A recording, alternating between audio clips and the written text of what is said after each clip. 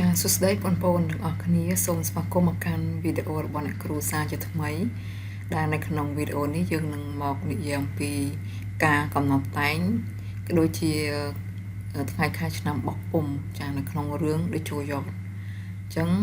យើងនឹងមកមើលទាំងអស់គ្នាចាតើតើនឹងការកំណត់តែងនៃការតាក់តែងនៃរឿងដូចជួយកនេះគឺ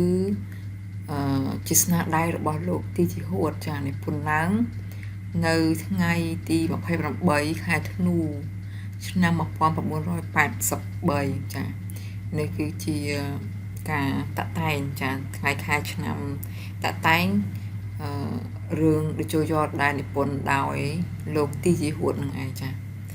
ហើយឥឡូវនេះយើងនឹងមកមើលថ្ងៃខែឆ្នាំនៃការបោះពុម្ពនៅរឿង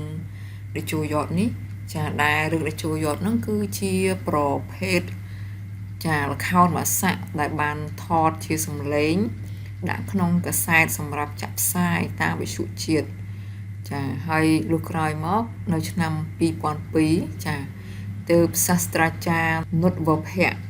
បង្រៀនភាសាខ្មែរនៅវិទ្យាល័យ Net Yong ខេត្តបាត់ដំបងបានចងក្រងជាសៀវភៅមួយដោយចម្លងចេញពីកាសែតទាំងនោះចាហើយការចងក្រងអត្ថបទរឿងដូចជួយកដែលចម្លងមកនេះគឺនៅពុំទាន់មានលក្ខណៈគ្រប់ជ្រុងជ្រោយនៅឡើយទេចាគឺនៅមានឆាកខ្លះហ្នឹងបាត់ការសន្ទនាចាហើយខ្លះទៀតក៏ខ្វះឃ្លាចម្រៀងរបស់តួអង្គនៅឡើយចាហើយក្រោយមកទៀតនោះគឺលោកស្រីប៊ីគឹមសែនចាប៊ីគឹមសែនចាជាអធិការមធ្យមសិក្សាផ្នែកអក្សរសាស្ត្រខ្មែរចានៃមន្ទីរអប់រំយុវជននិងកីឡារាជធានីភ្នំពេញចាបានយកស្នាដៃហ្នឹងមករៀបរៀងសរសេរបំពេញបន្ថែមទៀតនៅចំណុចខ្វះចន្លោះចាទៅលើឯកសារដែលមានស្រាប់ហ្នឹងហើយក៏បានបោះពុម្ពជាហូរហែរៀងមកចាអញ្ចឹងនៅក្នុងស្នាដៃមួយនេះគឺ